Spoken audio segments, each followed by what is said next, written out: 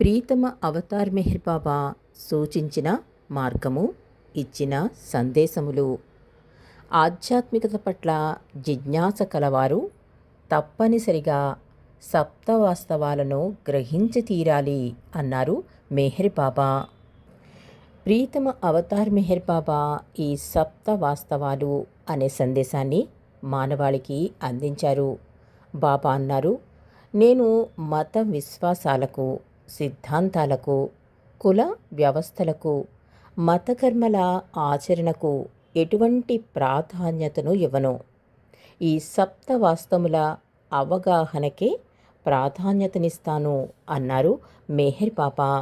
అవి యథార్థ అస్తిత్వము, యథార్థ ప్రేమ, యథార్థ త్యాగము, యథార్థ సన్యాసము, యథార్థ జ్ఞానము, యథార్థ నిగ్రహము, యథార్థ శరణాగతి అన్నారు మెహర్ బాబా. మరి బాబా ఇచ్చిన ఈ సప్త వాస్తవములు అంటే సప్త సత్యముల గురించి రేపు తెలుసుకుందాం. అవతార్ మెహర్ బాబా.